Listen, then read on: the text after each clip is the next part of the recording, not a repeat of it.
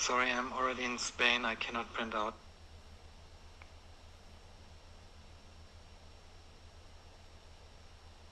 Alright.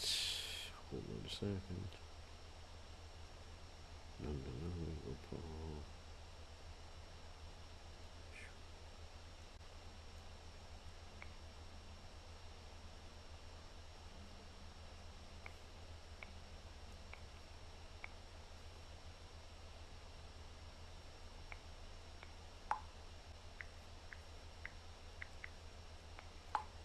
Alright, just one final thing we have to check, and we're ready to go.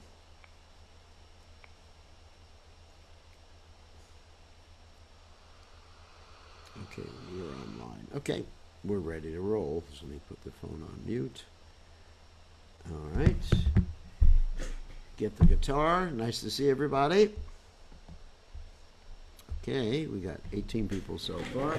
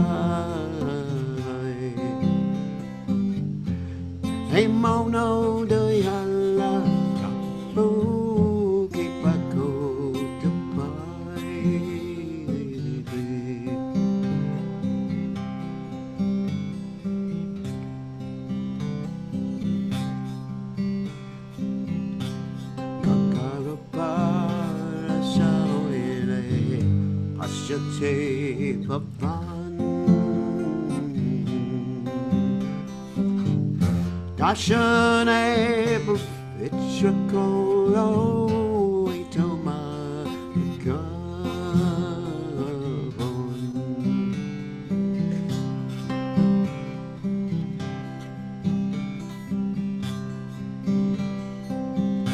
Haristane Aparade Tari Harina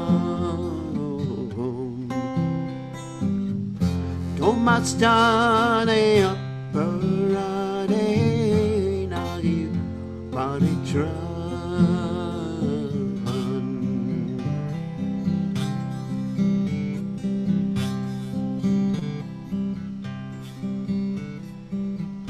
Tomara Ridoye Santa Govinda Vishram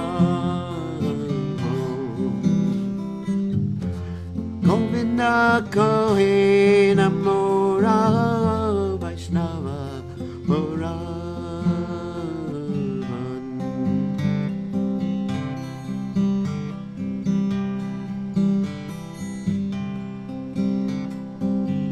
Pratijanme Koriasa Charanero Dune Narotama Korodoya Nara Muli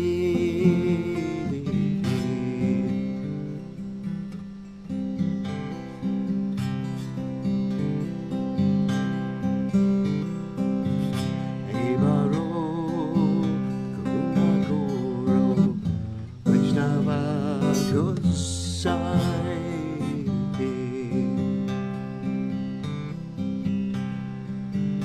Evaro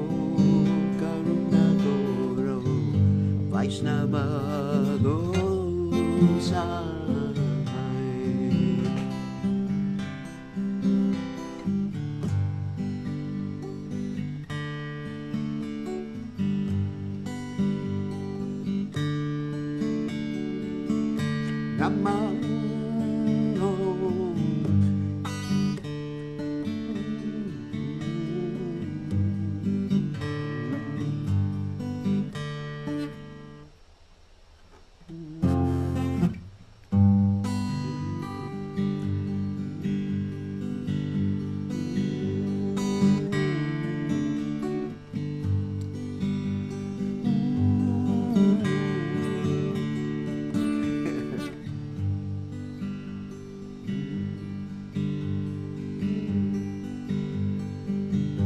Hare Krishna, Hare Krishna, Krishna, Krishna Hare Hare, Rama, Rama, Rama, Rama Hare Hare, Krishna, Krishna, Krishna, Krishna Hare Hare, Hare Rama, Rama,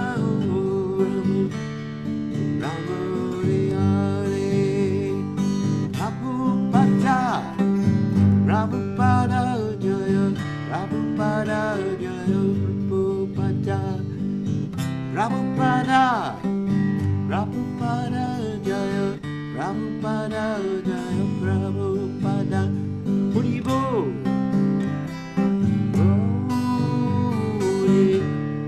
Haribo, Jai Gaur, Haribo.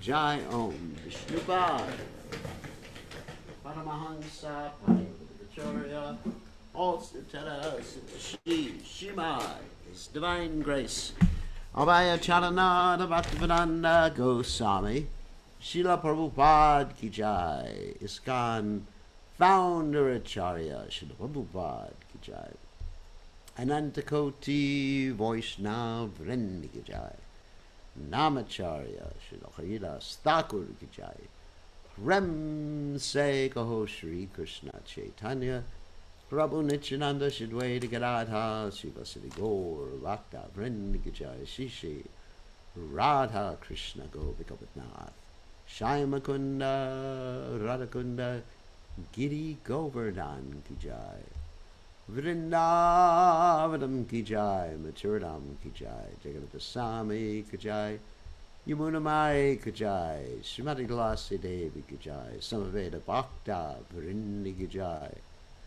Gaur Premananda Hari Hari Gaur. All glory is the assembled devotees. All glory is the assembled devotees. All glory is the assembled devotees. All glory is to Shri Guru and Gauranga Srila Prabhupada Ki Jai. Gaur Premananda Hari Hari Gaur. Nama Om Vishnupadaya Krishna Prastaya Budale Srimati Bhaktivedanta Swamini Dinamani Namaste Saraswati Deve Gauravani Pracharane Nivashesha Shunyabadi Paschacha Deja Tarini. So Magana Timirandasha Gananjana Shalakaya Chakshuro Meditam Yena Tasmai Shri Gurave Namaha. I offer my respectful obeisances unto the lotus feet of my spiritual master, His Divine Grace, A.C. Bhaktivedanta Swami Srila Prabhupada, who so kindly opened my eyes with a torchlight of knowledge while I was blinded in the darkness of ignorance. Okay, so we're continuing with our discussion between Lord Chaitanya Mahaprabhu and Sarvabhauma Bhattacharya. Right now we're in the middle of the 6th chapter of the Madhya Lila, and in this section of the Madhya Lila we've been reading Gopinath Acharya, the brother-in-law of Sarvabhauma Bhattacharya, is having a discussion with Sarvabhauma Bhattacharya about Lord Chaitanya's ontological position. That means who Lord Chaitanya is, what his identity, what's the tattva of Lord Chaitanya.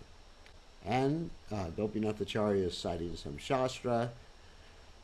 At the same time, Sarvabhauma Bhattacharya is not accepting, but we will see after he has his discussion with Lord Chaitanya Mahaprabhu about the Atmarama verse from the Srimad Bhagavatam, he will surrender to Lord Chaitanya and understand that Lord Chaitanya is Shri Krishna Chaitanya Radha Krishna. Nahe Anya. He is no other than Radha and Krishna appearing as one in this age of Kali. And he becomes a pure devotee of the Lord from being an impersonalist, Mayavadi rascal. No, he wasn't really a rascal. We don't want to say that about him. Anyway. So, let's go. Okay. Jaya Jaya Sri Chaitanya Jaya Nityananda Jaya Dvaita Chandra Jaya Gaur Bhakta Vrinda Jaya Jaya Sri Chaitanya Jaya Nityananda Jaya Dvaita Chandra Jaya Gaur Bhakta Vrinda Jaya Jaya Sri Chaitanya Jaya Nityananda Jaya Dvaita Chandra Jaya Gaur Bhakta Vrinda. Okay. Now, the Bhattacharya is speaking in this verse. It's 110 in the Madhya Chapter 6. Tave Bhattacharya kahe yago shanirastane Amara name gana sahita kara nimanthrane. So, after hearing this from Gopinath Acharya, that is hearing the Shastric descriptions that prove that Lord Chaitanya Mahaprabhu is the Yuga Avatar. Not the Leela Avatar, he's the Yuga Avatar. Remember that difference. Because he's Chana Avatar. Chana Avatar means he's covered, not that he is covered, but we are covered, or people are covered, and they can't understand he's the Yuga Avatar. Sarvabhauma Bhattacharya said, first go to the place where Sri Chaitanya Mahaprabhu was staying and invite him here with his associates. Ask him on my account. Prasadani Tanre Karahage Bhiksha Paschara Siyamare Karaiha Siksha. Take Jagannath Prasadam and first give it to Chaitanya Mahaprabhu and his associates. After that, come back here and teach me well. Acharya Bhagini Pati Shalaka Bhattacharya Nindastuti Hasi Siksha Karana Acharya. Gopinath Acharya was the brother-in-law of Sarvabhauma Bhattacharya. Therefore, the relationship was very sweet and intimate. Under the circumstances, Gopinath Acharya taught him by sometimes blaspheming him, sometimes praising him, and sometimes laughing at him. This had been going on for some time. So, basically, if one has a very, very, very close relationship with someone, then the relationship is extremely sweet in many ways. Not that it's just like, let's say, sweet words all the time. There can be teasing and laughing and joking and even criticizing each other. This indicates a very, very close relationship. And there's another instance of this in the CaitanyaCaritamrta, where Lord Chaitanya Mahaprabhu is actually chastising and criticizing Jagadananda Pandit, because Jagadananda Pandit is giving advice to Sanatana Goswami. And Lord Chaitanya Mahaprabhu is calling him Jaga, not even his name. That shows a very intimate relationship where someone actually shortens your name and say, Jaga. That Jaga, he's advising you, Lord Chaitanya Mahaprabhu said to Sanatana Goswami. He's like a child, and even I take advice from you. So Sarvabhauma Bhattacharya, upon hearing that statement of Lord Chaitanya about Jagadananda Pandit, so Sanatana Goswami got upset, and he said, I can understand that you have a very sweet, intimate relationship with Jagadananda Pandit, and I'm simply getting the bitter nimba, like a nimba is very bitter, like nim tree, bitter nimba words of praise. So sometimes it's like that. Sometimes when you praise someone, it's not such a close relationship. Sometimes you do. It's not that if you praise someone that it's a bad relationship, but sometimes if you praise someone, it indicates, you're just like a little careful with that person because you have to walk on thin ice. I don't know if if any of you understand what it means to walk on thin ice. Walking on thin ice means, let's say if the river freezes over or the lake freezes over and you walk on it, and it's very thin, you could fall through it any minute. So you got to be real careful sometimes talking to certain people. Certain people are also on a hair trigger. I'm not going to describe what that is. It means they can explode. So, but when you have a very close relationship, you can tease, and it's sweeter, like you see between Lord Chaitanya and Jagadananda Pandit, and then also between trying to think of, oh yeah, even Srila Prabhupada with the relationship, not exactly teasing relationship, but with Tamal Krishna Maharaj. That Tamal Krishna Maharaj could advise Srila Prabhupada, of course, with the proper etiquette. It wasn't like a friendly relationship. It was still spiritual master and disciple. But between Radha and Krishna, because Radharani is chastising Krishna, and Krishna is just sitting there and taking it. Even though he is the supreme personality of God, he doesn't have to take anything. So that shows a very intimate relationship. Okay, let's continue. Acharyara siddhante mukundera haila santosha bhattacharyara vakye manne haila dukarosha. Srila Mukunda Datta felt very satisfied to hear the conclusive statements of Gopinath Acharya, but he became very unhappy and angry to hear the statements put forward by Sarvabhauma Bhattacharya. So if someone criticizes someone you love, it makes you angry. That's not bad. That's natural. Or if someone says something wrong, factually incorrect, you can get angry. For example, let's say a mother has a child, because mothers do have children, and you go up to the mother and say, your child is ugly. You cannot criticize the mother for getting angry, because there's love there. So sometimes people would criticize Prabhupada for getting angry when Krishna was criticized. They criticized Krishna for being simply a manifestation of the impersonal Brahman. Prabhupada got really angry. And also, Prabhupada was following in the footsteps of his spiritual master, Srila Bhaktisiddhanta Saraswati Thakur, who was called Nrsinga Guru. He would get angry and sometimes even physically pick up a Mayavadi by the scruff of his, of course not the scruff of his neck that you do with a cat or something like that, by a shirt. Goshanira stane acharya kaila gama bhattacharya raname tanril kaila nimantrana. Oops, let's see, get back to that. According to the instructions of Sarvabhauma Bhattacharya, Gopinath Acharya went to Sri Chaitanya Mahaprabhu and invited him on the Bhattacharya's behalf.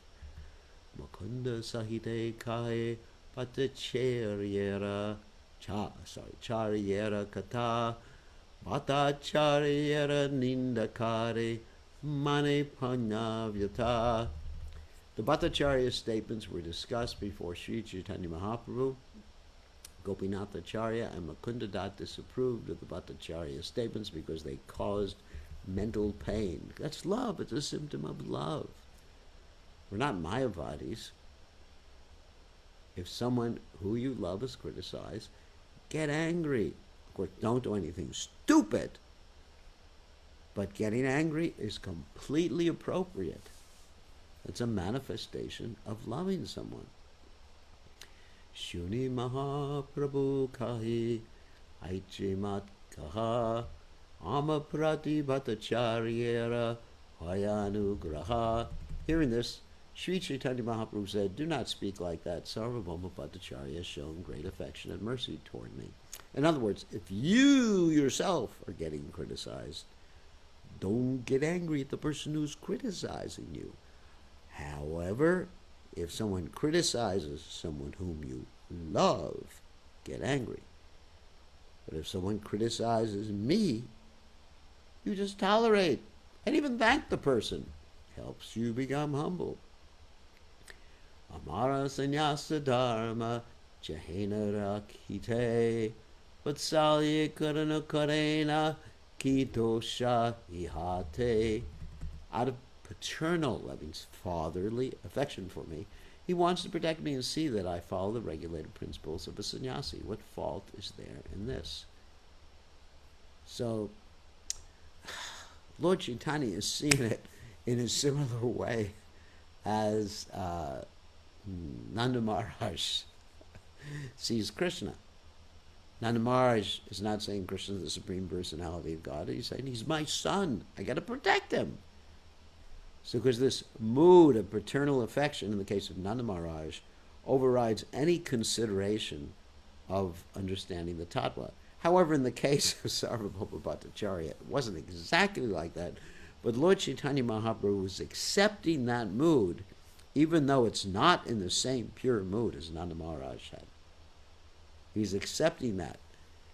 The wonderful thing about the Supreme Personality of Godhead is that there's a mixed mood in approaching him. He accepts the good and ignores the bad. Give you an example. Let's take your good friend, not my good friend, Putana. Okay, Putana. She was approaching Krishna to kill him, but she had some maternal affection for him. Actually, because of her previous life as Bali Maharaj's sister. That's a different story.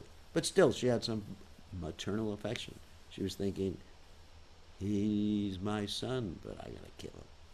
So Krishna accepted the he's my son business, but not that I'm gonna kill him. And then Krishna transported her to the spiritual world, where she got the eternal position of being Krishna's mother, of one of many of Krishna's mothers. Not directly, because Mother Yashoda has that particular position. It's very unique. But in the same sort of mood in the spiritual world. There's many ladies who get to breastfeed Krishna in the spiritual world, or approach Krishna like that. So, anyway, actually Krishna doesn't appear as a baby in the spiritual world. But at least that mood, or the remembrance that Krishna was a baby. So, anyway, so Krishna is so kind that akama, sarvakama, mokshakama dharati, tivrena bhakti yogena yajeta purusham param. That whatever reason, for whatever reason you approach Krishna, then Krishna just takes the good. Isn't that merciful? Hey Krishna, karuna sindhu, dinabandhu jagatpate, gopesha gopika kanta, Radha Kanta Namostate. Oh Krishna, you're an ocean of mercy. Karna Sindhu. Dina Bandhu Jagatpate. You're the friend of the poor in the universe. Gopesha Gopi. You're the Lord of the gopis and the cowherd boys. Kanta. And of course, Radha Kanta. Namostate. Offer my obeisances unto you, because you are the dearmost to Srimati Radharani. So Bhattacharya Sanghe Tannar Mandire Aila Prabhure Asana Diya Apane Vasila. When they entered the temple, Sarvabhauma Bhattacharya offered Chaitanya Mahaprabhu a seat, while he himself sat down on the floor out of due respect for a sannyasi. Vedanta Padaite Tabe Aramba Karila Sneha Bhakti Kari Kachu Prabhure Kaila. He then began to instruct Lord Chaitanya Mahaprabhu on Vedanta philosophy, and out of affection and devotion, he spoke to the Lord as follows, because he had that paternal mood. Even though he was prideful, even though he didn't understand the tattva, didn't understand who Lord Chaitanya was, but because he was doing it out of love. Wow. Wow. Whatever one reason one approaches Krishna, one, especially out of love, one gets the benefit. The Vedanta of Brahma Sutra, written by Srila Vyasadeva, is a book studied by all advanced spiritual students, especially sannyasis of all religious communities and pradayas. The sannyasis must read the Vedanta Sutra to establish their final conclusions concerning Vedic knowledge. Here, of course, the Vedanta mentioned, and there's a commentary of Shankaracharya known as Sarirakya Pasha. Sarvabhauma Bhattacharya intended to convert Chaitanya Mahaprabhu, who was a Vaishnava sannyasi, into a Mayavadi sannyasi. He therefore made this arrangement to instruct him in the Vedanta Sutra according to the Sarirakya commentary of Shankaracharya. All the sannyasis of the Shankara Sampradaya enjoy seriously studying the Vedanta Sutra with the Sarirakya Bhasha commentary. It is said, Vedanta Vakyeshu Sadha Ramanta. One should always enjoy the studies of the Vedanta Sutra. Now, if you study the Vedanta Sutra with a Mayavad commentary, or Shankaracharya's especially, you will not enjoy. Shoo! My God, how can you enjoy that? So one may say, why aren't we studying the Vedanta in the Krishna conscious movement? What's wrong? Why hasn't it been published? Well, I got news for you. The commentary on the Vedanta for us is what? Srimad Bhagavatam. That's the commentary on the Vedanta written by the same author, Srila Vyasadeva, who wrote his own commentary, which is known as the Srimad Bhagavatam. And pretty much begins with the same verse as the Srimad Bhagavatam anyway. So, Vedanta Shabana, Sannyasira Dharma, Nirantarakara Tumi Vedanta Shabana. The Bhattacharya said, hearing Vedanta. Okay, let's understand what Vedanta means. Veda means knowledge, Anta means the conclusion or the end of knowledge. The absolute conclusion, perfect knowledge about the tattvas, who or what we are, who Krishna is, what the relationship is. It's called Sambandha Gyan. And then Abhideya Gyan, what to do about it, and Prayojana Gyan, the ultimate realization. So hearing Vedanta philosophy is the sannyasi's main business. Therefore, and that's what I do, because I preach Vedanta from Srimad Bhagavatam and Bhagavad Gita. Therefore, without hesitation, you should study Vedanta philosophy, hearing it without cessation from a superior person. Prabhukahe, that means the Lord Chaitanya said, More tumikara anugraha, se kartavya tumiye mora kaha.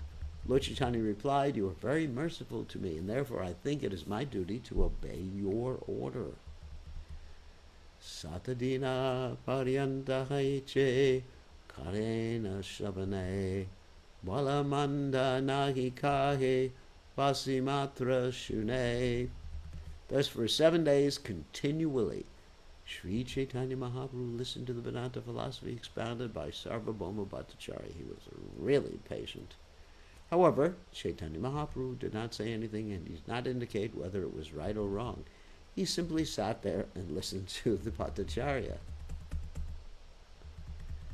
Astama divase tanre puche sarvabhoma satadina karatumi vedanta shavana. On the 8th day, Sarvabhauma Bhattacharya said to Chaitanya Mahaprabhu, you've been listening to Vedanta philosophy from me, continually for 7 days. Balamanda nahika ramonadari bhuja ki na bhuja iha bhushite na hari. You have simply been listening, fixed in your silence. Since you do not say whether you think it is right or wrong, I cannot know whether you are actually understanding Vedanta philosophy or not. Prabhukahe, Murkami, Nahi, Adhyayana, Tomara, Vyate Matra, Kariye Shavana. Sri Chaitanya Mahaprabhu replied, I'm a fool. Consequently, I do not study the Vedanta Sutra. I'm just trying to hear it from you because you have ordered me. Sannyasira Dharma Laki. And of course, he's just making that up because he's the most expert in philosophy. He's the author of all the philosophies. Vedanta Vid, Evakrid. So he's the author of Vedanta. He's a knower of Vedanta. Sannyasira Dharma Lagi Shravana Matra Kare Tumiye Artakara Ushite Na Pari Only for the sake of executing the duties of the renounced order of sannyas do I listen. Unfortunately, I cannot in the least understand the meaning you are presenting after 7 days. So Sri Chaitanya Mahaprabhu presented himself as if he were a sannyasi in name only, or in other words, a number one fool. Mayavadi sannyasis in India are very much accustomed to declaring themselves Jagat Gurus, teachers of the world. Actually, the word Jagat means the universe. Although they have no information of the outside world and are limited in their experience to a small town or village, or perhaps to the country of India. Nor do such sannyasis have sufficient education. Unfortunately, at the present moment, there are many foolish sannyasis both in India and elsewhere who simply read and study Vedic literature without understanding the purport. When Chaitanya Mahaprabhu was having his discussion with the Chand Qazi, the Muslim magistrate of Navadvipa, he recited a verse from the Vedic literature to the effect that the order of sannyasis is prohibited in this age of Kali. Yes. Only those who are very serious and who follow the regulated principles and study Vedic literature should accept sannyas. Sri Chaitanya Mahaprabhu approved of the sannyasis reading the Vedanta Sutra or Brahma Sutra, but he did not approve the Sarig Rakya commentary of Shankaracharya. It's a Mayavadi commentary. Indeed, he said elsewhere, Mayavadi Vasya Shunile Haya Sarvanash. That's from the CaitanyaCaritamrta Madhya Chapter 6, 169. If one hears the Saridakya Bhashya of Shankaracharya, he is doomed. Thus, a sannyasi, a transcendentalist, must read the Vedanta Sutra regularly, but he should not read the Saridakya Bhashya. This is the conclusion of Sri Chaitanya Mahaprabhu. The real commentary, this is what I just said, on the Vedanta Sutra is Srimad Bhagavatam. Artoyam Brahmasutra Nahum. Srimad Bhagavatam is the original commentary on the Vedanta Sutra written by the author himself, Srila Vyasadeva. And I explained that earlier to everyone. Vatacharya kahena bhushiyena jnana yara bhushibara lagi seya bhuche punarvara. Sarvabhauma Bhattacharya replied, I accept that you do not understand, yet even one who does not understand inquires about the subject matter. Tumi shuni rahamona matradhari hridaye giyache tumara ujite na pare. You are hearing again and again, yet you keep silent. I cannot understand what is actually within your mind. Prabhu kahi sutrarartha bhujiye nirmala tomara vyakya shuni mana hayata vikala. Sri Chaitanya Mahaprabhu then revealed his mind, saying, I can understand the meaning of each sutra very clearly, but your explanations have simply agitated my mind. In other words, he's saying, you don't know what you're talking about. You're deviating from the actual meaning in your commentary, or in the commentary of Shankaracharya. The factual meaning of the aphorisms of the Vedanta Sutra is as clear as sunshine. The Mayavadi philosophers simply try to cover the sunshine with the clouds of interpretations imagined by Shankaracharya and his followers. So this word interpretations is very interesting, and it's used in different ways in different contexts. You know, sometimes Prabhupada said we shouldn't interpret the Shastras. In other words, give a speculative meaning of the Shastras, of the scriptures as we read them. And in other times, Prabhupada has recommended we should speak our interpretations of the Shastras, meaning we should explain the Shastras according to our disciplic succession, the Acharyas in our disciplic succession, and other Shastras. So the word interpretation is a kind of funny word, which can be used differently in different contexts. It's not that we don't interpret things, you know, like if Krishna says, for example, what? Dehinosmin yata dehe, that the living entity is undergoing changes of body, komanam yovanam jara, from babyhood to boyhood to youthhood to old age to death. And, all right, so he gives that explanation. So I may interpret that saying, all living entities undergo these different changes. And of course, the Vedas also say that. Or I may interpret it or apply it to a particular circumstance. Yes, I'm old. Therefore, I've undergone all these changes. So that the meaning of the word interpretation is kind of funny. I'd rather use the word speculation.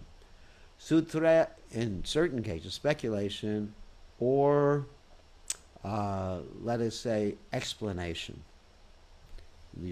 Rather than use interpretation for both things, I'd rather say speculation, which is something you don't want to do, and then explanation, further explanation, or as I say, fleshing out a particular I hate to use that word, fleshing out, but just like expanding the meaning on the meaning of a particular verse or purport or statement of Krishna or an acharya. Sutrarartha bhashya kahe prakashya tumi bhashyakaha sutrarartha achadya. The meaning of the aphorisms in the Vedanta Sutra contain clear purports in themselves, but other purports you presented simply covered the meaning of the sutras like a cloud. Please refer to Adila, the 7th chapter, verses 106 to 146 for an explanation of this verse. So, give you an example. Krishna in the Bhagavad Gita says, this is one verse, Manmana bhavamad bhakto madhyajima namaskuru. So he says, just think of me, become a devotee, worship, offer your obeisances unto me. So, that's the direct meaning, me. Think of me, manmana, bhava, become what? Mad bhakta, my bhakta, my devotee. All my obeisances to me. A personal pronoun. So that's the direct meaning, and so the interpretation, the proper interpretation would be, yes, Krishna means himself. But the indirect interpretation that would cover the meaning of that particular verse would be, Krishna doesn't mean himself. He's speaking figuratively, referring to something beyond himself, which is kind of weird. But one great commentator, not great, but, nonsense commentary, he said that Krishna is referring to something unborn, beginningless, not himself. That's kind of stupid. It's like me saying, bring me some, let's say, prasadam. And then you say, well, you don't mean to bring it to you. You should bring it to the chipmunks outside your house. Or throw it in the air. Give it to the Brahman. Sutrera mukya hartana haraha vyakyana kalpanarte tumi taha kara achadana. You do not explain the direct meaning of the Brahma Sutras. Indeed, it appears that your business is to cover their real meaning. In other words, you're cheating, buddy. This is typical of all Mayavadis or atheists who interpret the meaning of Vedic literature in their own imaginative way. The real purpose of such foolish people is to impose the impersonalist conclusion on all Vedic literature. The Mayavadi atheists also interpret the Bhagavad Gita. In every verse of Srimad Bhagavad Gita, it is clearly stated that Krishna is the Supreme Personality of Godhead. In every verse, Vyasadeva says, Shri Bhagavan Vacha, that means the Supreme Lord spoke. The Supreme Personality of God has said, or the Blessed Lord said. It is clearly stated that the Blessed Lord is the Supreme Person, but Mayavadi atheists still try to prove that the Absolute Truth is impersonal. The Blessed Absolute Truth. Kind of weird. In order to present their false imaginary meanings, they must adopt so much word jugglery and grammatical interpretation that they finally become ludicrous. Therefore, Sri Chaitanya Mahaprabhu remarked that no one should hear the Mayavadi commentaries or purports to any Vedic literature. Yeah, it's stupid to hear that. Upanishad Shabdeye Mukya Harita Haya Sayarta Mukya Vyasa Sutre Sabe Kaya. Chaitanya Mahaprabhu continued, the Vedanta Sutra is the summary of all the Upanishads.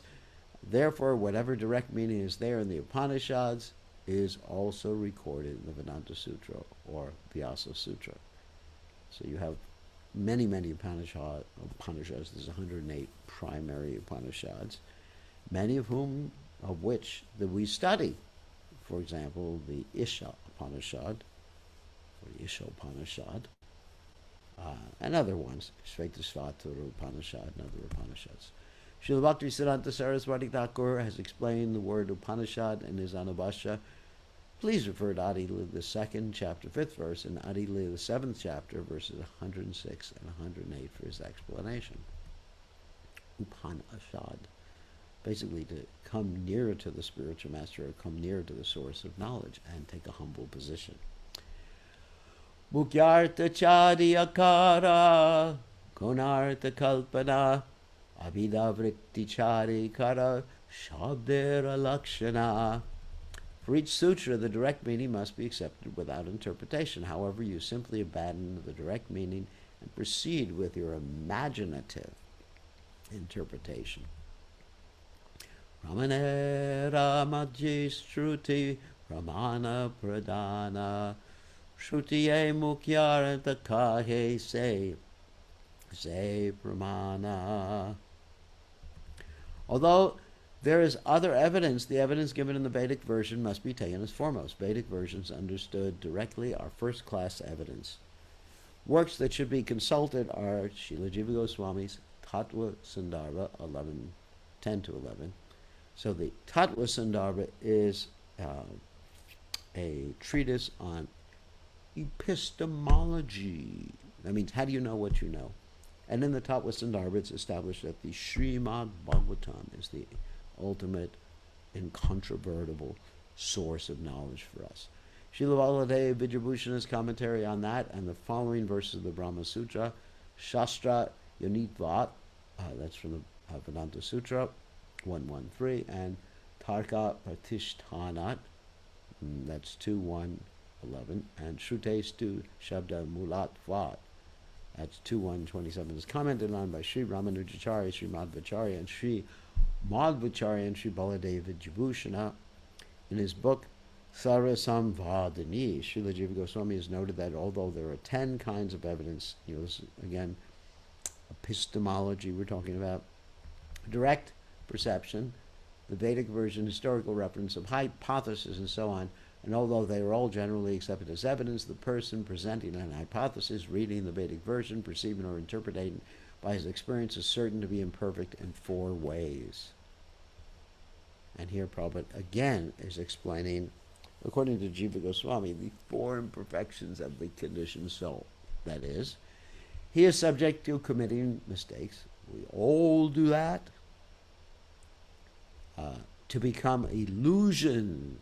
In other words, to think that something is different than that which it is, or to think that something exists when it doesn't exist, or to think that something doesn't exist when it does exist. To cheating, not only cheating other people, cheating oneself, and having imperfect senses. Our senses are designated. We can only see, let's say we can't see through walls. We can only see in a limited spectrum of light. There's animals who see other spectra of light. Some of the animals can see near ultraviolet or near infrared. And we can't see. And also the hearing is the same thing. Some animals, like dogs, can hear a very high-pitched sound, which we can't hear. So in other words, we're just perceiving a very, very small part of the entire spectrum of sound, of sight, of smell, or any of the objects of the senses. So they're imperfect, and we experience them imperfectly. For example, if you have COVID, you can't even smell something or taste something. So they're designated senses. Although the evidence may be correct, the person himself is in danger of being misled due to his material defects. Apart from the direct presentation, there's a chance that an interpretation may not be perfect. Therefore, the conclusion is that only a direct presentation can be considered evidence. An interpretation cannot be accepted as evidence, but may be considered proof of evidence. In other words, evidence has to be direct statement. Even perception, direct perception, can be faulty because of imperfect senses. In the Bhagavad Gita, at the very beginning, it is stated, what is this? Verse, Dhritarashtra vacha dhamrakshetare korakshetare samaveta yayutsavaha mamaka pandapaschaiva kima kurbata sanjaya. The statements of the Bhagavad Gita are themselves proof there is a place of pilgrimage named Kurukshetra where the Pandavas and Kurus met to fight. And if you like, you can go there today. After meeting there, what do? That's what this verse says. This was Dhritarashtra's inquiry to Sanjaya. Although these statements are very clear, atheists try to interpret different meanings of the words Kurukshetra and Kurukshetra. Sometimes they say that the Dhritarashtra is the body and the Pancha Pandavas are the five senses. They make up so many different and crazy interpretations. Therefore, Srila Jiva Goswami has warned us not to depend on any kind of interpretation. It's better not to take the verse. It's better to take the verses as they are without interpretation. In other words, without speculative interpretation. You should take it with direct interpretation. Like I said, the word interpretation is really a funny word that can be understood differently in different contexts. Jiva rashti vishtadvi Shangago maya Shruti Bhakye se dvi Mahabhavitra haya. Chaitanya Mahaprabhu continued, conch shells and cow dung are nothing but the bones and stools of living entities, but according to the Vedic version, they are both considered very pure. So here's an apparent contradiction, but actually can be rectified by understanding things in context. According to Vedic principles, bones and dung are generally considered very impure. Phew! Just like sometimes I'm walking in the park and we may step on dog dung. Ew. If one touches a bone or stool, he must take a bath immediately. That is the Vedic injunction. Yet the Vedas also enjoin that a conch shell, although the bone of an animal, and cow dung, although the stool of an animal, are very much sanctified. Even though such statements appear contradictory on the basis of the Vedic version, we still accept the fact that conch shells and cow dung are pure and sanctified. And as far as the cow dung is concerned, that has been verified in laboratories. The cow dung is aseptic and antiseptic. In other words, kills bacteria. And it doesn't have bacteria, except healthy bacteria.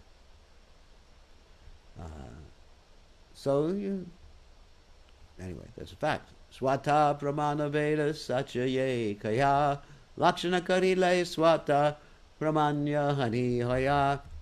The Vedic statements are self-evident. Whatever is stated there must be accepted. If we interpret according to our own imagination, the authority of the Vedas is immediately lost. In other words, you're using the Vedas to present your own opinion instead of the Vedas' opinions. Prabhupada said, if you have some philosophy to present, don't use the Bhagavad Gita for it. If you're going to use the Bhagavad Gita, present what's in the Bhagavad Gita. But write your own book. Instead of the Bhagavad Gita, the Rascal Gita you can write. That's more honest. Prabhupada said, at least be honest. Out of the four main types of evidence, direct perceptions, that means with the eyes, hypothesis guessing, historical reference, and the Vedas, Vedic evidence is accepted as the foremost. If we want to interpret the Vedic version, we must imagine an interpretation according to what we want to do. First of all, we set forth such an interpretation as a suggestion or hypothesis. As such, it is not actually true, and the self-evident proof is lost. In other words, this is what many scientists do with scientific theories. They come up with a theory first, and then they fit the evidence to that theory. And then later on, they find out that there's contradictory evidence that doesn't fit that theory. So people do that with the Vedas. They have their theory first, and they say, all right, here's the Vedas, and they try to squeeze certain parts of the Vedas or misinterpret or indirectly interpret certain parts of the Vedas to fit their particular theory. First is the theory, then after that is the interpretation of the Vedas. Instead of, first there's the Vedas, and then you come up with your opinion based upon the Vedas. So they have it backwards. Srila Madhvacharya, commenting on the aphorism Drishyate 2, that's in the Vedanta Sutra 216, quotes the Bhavishya Purana as follows: Rigyajur Samartharavash Cha Bharatam Pancharatrakam Mula Ramayanam Chaiva Veda Ityeva Shabditaha Puranani Chayaniha Vaishnavani Vido Vidahu Swata Pramanyam Metesham Natar Kinchid Vicharyate. The Rig Vedas, Yajurveda, Samaveda, Dharmaveda, Mahabharata, Pancharatra, and original Ramayana are all considered Vedic literature. The Puranas that are especially meant for Vaishnavas, such as the Brahma Vaivarta Purana, Naradi Purana, Vishnu Purana, and Bhagavad Purana, that's the Srimad Bhagavatam, in case you didn't know, are also Vedic literature. Therefore, whatever is stated in such Puranas or in the Mahabharata and Ramayana is self-evident. There is no need for interpretation. The Bhagavad Gita is also within the Mahabharata. Therefore, all the statements of the Bhagavad Gita are self-evident. There's no need for interpretation, and if we do interpret, the entire authority of the Vedic literature is lost. In fact, in the Rig Veda, there is the statement, Om Tad Vishnu Paramam Pada Pashanti Yat Surya, that all the demigods, they're looking to Vishnu. And secondly, we have the statement, Itihasha Purananam Panchama Veda Uchate, that the Itihasas, that means the histories like Ramayana, Mahabharata, and the Puranas like the Srimad Bhagavatam are considered to be the fifth Panchama Veda Uchate. Okay, so we ended at text 137. And so now we can take some questions. We got a few minutes left for questions. Hold on a second. Let me allow you to unmute yourselves. Spirit souls. Okay, you are unmuted or allowed to unmute yourselves. Who has a question? No one has a question. Where's Pran Govinda? Okay, Pran Govinda, what's your question? Please accept my humble obeisances always to Prabhupada. Okay, so question. I love your Bengali accent. Bengali. I'm Bengali. Apni Bengali achen. Yes. Maharaj, just curiosity. Thank you very much. You sound like Bengali. Merciful. You are so merciful. Koripasendo.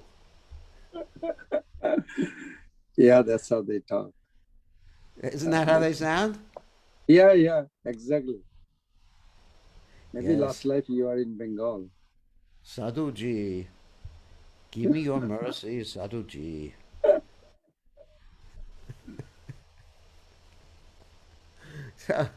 What's up? Maharaj, just a curious question. Srila Prabhupada writes a letter to Mother Jodhurani, and in the letter he says, Sarvabhauma Bhattacharya, this is his last life. There are a few questions he was answering, and he says he comes from the heavenly planet, and this is his last life. So I'm just curious because I was reading that how the final acceptance by the Lord before we enter into spiritual world, it's actually happened somewhere in this universe where the pastime is going on. Yes. So is that how like we have to become like a hard challenge before Lord accept us, or like, will be like a little smoother? Yes. Generally that's the case. There has to be some sort of final purification, training up. You know, that's just life in the material world. In Krishna book, it's mentioned in the Gaura Ganadesh Dipika by Kavi Kanapur that he was Brihaspati. Yes, Prabhupada mentioned that he's from heaven. And Yeah. Prabhupada said in that letter to Jodharani, this is his last life. Yes. Mahaprabhu, before Lord Chaitanya accept him, now he's going to go back home. I was like, wow, this is like such excitement, but such a challenge. I was also wondering, like, Chaitanya Mahaprabhu delivered Jagai Madha in next day after the report came from Nityananda Prabhu and Haridas Thakur. And Yeah. Prakashananda Saraswati Thakur got after 1 year, where Sarvabhauma Bhattacharya only got after 7 days. That's So right. is there like a gradation of offense? Prakashananda, like 1 year, first year he didn't even deliver. Next year when he came back. Or it just, that's how What's the the Leela question? is. It's whenever the Lord wants to do it in his Leela. I mean, look at Putana. She had to take another birth. She was the sister of Bali Maharaj. Yes. And then she had to take another birth in order to get fully purified. And still, and then Surpanaka also. But Maharaj, then there is a question, Surpanaka, that's from Ramayana, it's millions years back. That's right. And Dwapar Juga is just recently, 5,000 years back or whatever. That's right. 55, So she had to wait. She had to wait a little while. Little while, Maharaj, that's a million years. But how long did Jambavati have to wait? Wow. Right? That's true. That's Yeah, true. for those people who don't know, that Jambavati was the son or the daughter of Jambavan, and Jambavan wanted her to marry Lord Ram, but Lord Ram said Ekapatni Vrata. So she had to wait a long time to get a good husband. But the life is not boring, right? There should be, I'm just curious. I don't know. Sometimes, anyway, I mean, time is relative. Time is relative. Let's just say that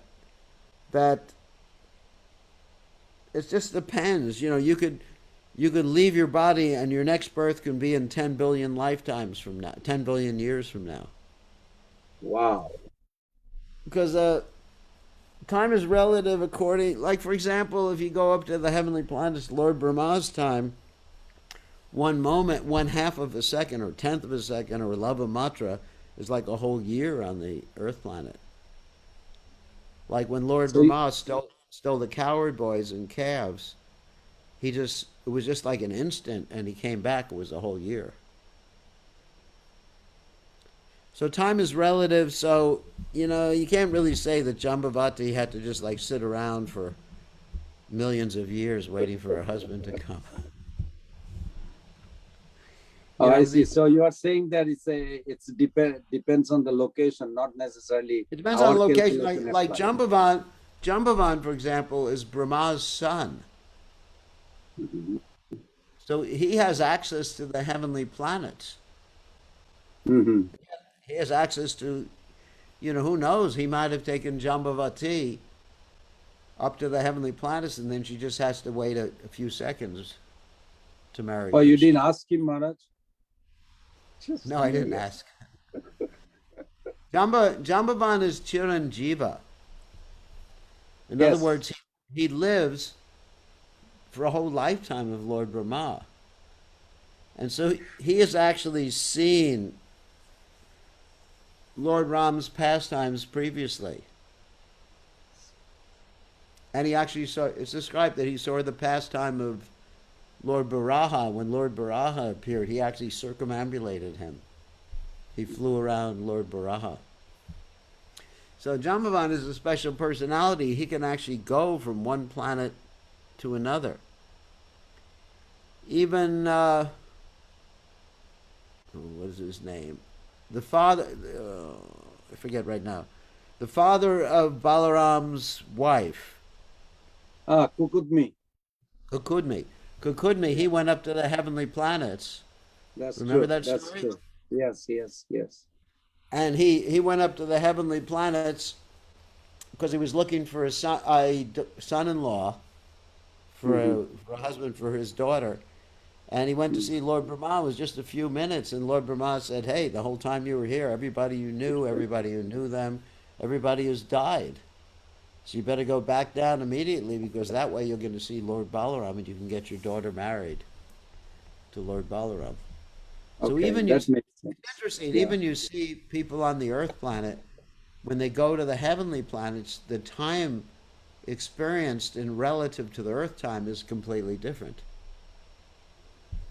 That's interesting, isn't it? Yes, yes, Maharaj.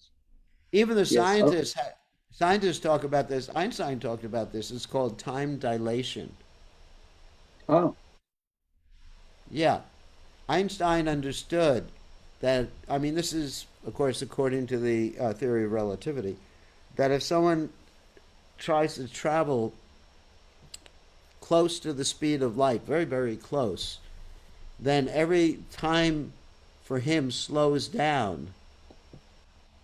So the time, let's say he can experience 1 second of his time can be 1 million years on the Earth planet. mm-hmm. Mm-hmm. Even Einstein had this particular theory.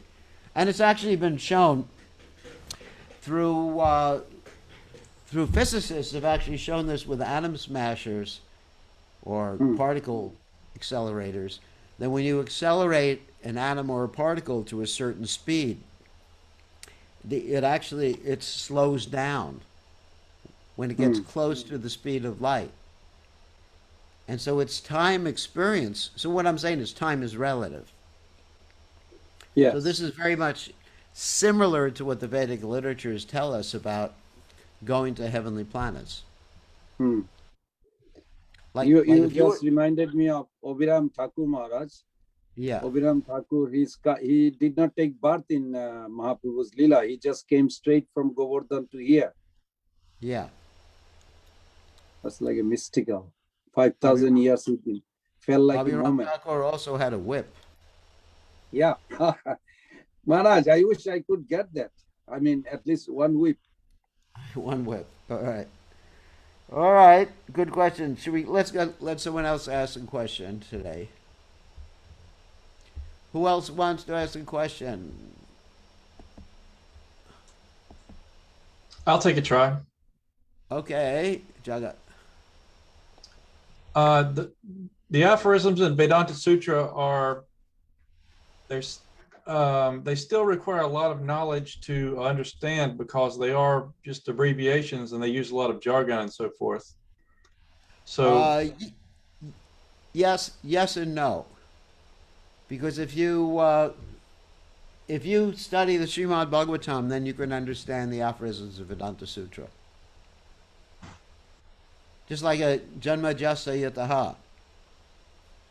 You know, the absolute truth is that from which everything comes. So, yes, if you don't study Srimad Bhagavatam or Bhagavad Gita, you won't understand it. Or Atato Brahma Jigyasa. Now is the time to look or to inquire as the absolute truth. Actually, Vedanta Sutra, if you've studied Bhagavatam, is quite easy to understand. But if you haven't studied Bhagavatam, then it's kind of difficult. Like if someone says to you, now is the time to search for the absolute truth, then, you know, what does that mean? Mm-hmm. You know, Anvyare Vyatare Kavyam Yatshat Sarvada. That's actually a verse from the Bhagavatam which says the same thing. That one should look in every place, in every circumstance, and everywhere for the absolute truth. Anyway, so that's one of the nutshell verses. It's interesting. You can corroborate a lot of the Vedanta Sutra with the nutshell verses in the Bhagavatam. You know, the 4 nutshell verses, like, anyway. Kavadeva Jigyasa Tattva Vigyasana